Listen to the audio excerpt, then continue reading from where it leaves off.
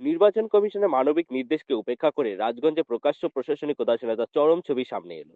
দীর্ঘ 10 বছর ধরে শয্যাশায়ী, শারীরিকভাবে সম্পূর্ণ এক অক্ষম হ্যান্ডিক্যাপ মহিলাকে এসআইআর হেয়ারিং নামে টেনে আনা হলো রাজগঞ্জ বিডি অফিসে। রাজগঞ্জ সুভাষপল্লী বাসিন্দা শান্তি বোস, যিনি নিজে দাঁড়াতে পারেন না, হাঁটতে পারে না, তাকেই গতকাল টোটো করে বিডিও অফিসে নিয়ে আসা হয়। এরপর হুইল চেয়ারে বসিয়ে এসআইআর হেয়ারিং এর লাইনে দাঁড় করানো হয়। প্রশ্ন উঠছে, এটাই কি প্রশাসনের মানবিকতা? এভাবেই কি গণতন্ত্র রক্ষা করা যায়? নির্বাচন কমিশনের স্পষ্ট নির্দেশ অনুযায়ী শয্যাশায়ী ও শারীরিকভাবে অক্ষম ভোটারদের ক্ষেত্রে বাড়িতে গিয়ে যাচাই করার নিয়ম রয়েছে, অথচ রাজগঞ্জে সেই নির্দেশকে কার্যত অগ্রাহ্য করা হলো।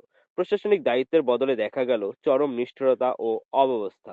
ঘটনা প্রসঙ্গে ১৮-১৩৫ নম্বর বুথের বিএলও ওমর কৃষ্ণ ভৌমিককে ফোন করা হলে তিনি সাফ জানিয়ে দেন, এই বিষয়ে আমি কিছু বলতে পারবো না। একইভাবে বিএলও সুপারভাইজার নাসিবুল আলমকেও ফোন করা হলে তিনিও মুখ খুলতে নারাজ।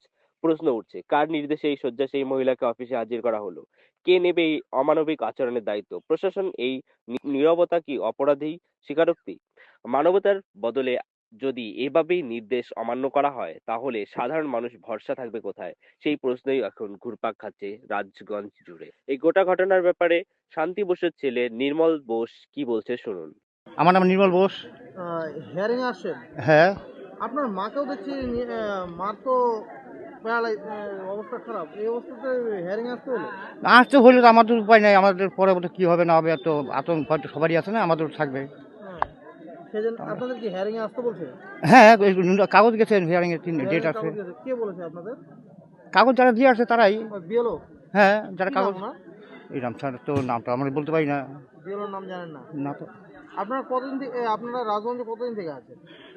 আমরা আসছি তো মনে করি কি অত বলতে পারেন, 88 সন থেকে আমরা ভোট দিই, ওর কাগজ আছে। 88 সাল থেকে আপনারা হ্যাঁ, ভোট দেন? হ্যাঁ, রিসিভ কাগজ আছে, 88 সরকারি সরকারি কাগজ আছে? আছে তো। এই যে এটা তো সরকারি। এই এই যে অষ্টা- এই যে 1988। 88 সালে আপনারা ভোট দিয়েছেন, তারপরে এখন আপনার মা কি কি সমস্যা রয়েছে? তা তো আমরা বলতে পারি না, না, সরকার। আপনার মার এমনি সমস্যা কি, মানে শারীরিক সমস্যা কি? হাঁটতে পারে না? হাঁটতে পারি না, অনেক দিন প্রায় 8-10 বছর ধরে বাড়িতে বিছানায় খাওয়া 10 দাওয়া সব। বছর ধরে বিছানায় পড়ে আছে? হ্যাঁ, আজকে এই অবস্থাতে হিয়ারিং এ নিয়ে আসতে হলো? আনতে হইলো। সরকারি কমিশনের নির্দেশ আছে যে যারা হ্যান্ডিক্রাফট তাদের আসতে হবে না, সেক্ষেত্রে তাও আপনাদের নিয়ে আসতে হচ্ছে। কতটা কষ্ট হচ্ছে নিয়ে আসতে? উপায় তো নাই, আমরা তো নিরুপায় না, অসহায় লোক হলে যা হয়। আমাদের সারা নাই, উপায় তো নেই। আপনার নাম? পরবর্তী আমার নাম নির্মল বোস।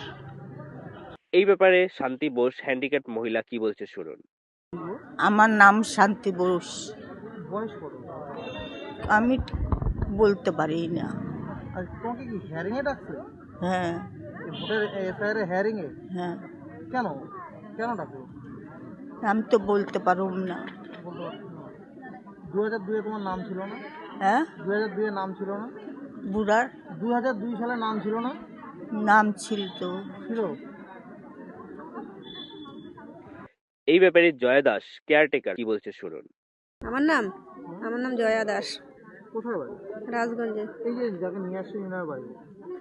ওনার বাড়ির সামনেই আমার বাড়ি। আমি আপনারা নিয়ে আসছেন? হ্যাঁ, ওনার বাড়িতে আমি কাজ করে দেখাশোনা করি। ওনার দেখাশোনা করেন আপনি? কতদিন থেকে এই অবস্থা? অনেক বছর থেকে। অনেক বছর থেকে। আচ্ছা, এই হিয়ারিং এ আসতে হয়েছে কেন? এনাদের তো হিয়ারিং এ আসার কথা না, এনাদেরকে তো বাড়িতে গিয়ে হিয়ারিং করা হবে। বলছে এখন আসতে, নিয়ে আসা হয়েছে। এইভাবে এনাকে নিয়ে আসতে কতটা কষ্ট? কষ্ট তো হবে, কষ্ট হলে তো আনতে হবে। আসতে যখন বলছে, আসতে যখন বলছে সেজন্য আসতে হবে। টোটো করে নিয়ে আসছি। বাড়ির সামনেই টোটো গেছে। কি নাম বললেন আপনি? জয়া দাস। আপনারা দেখছেন গজলডোবা নিউজ 24/7। আমি সঞ্জয়ের সঙ্গে আকাশ।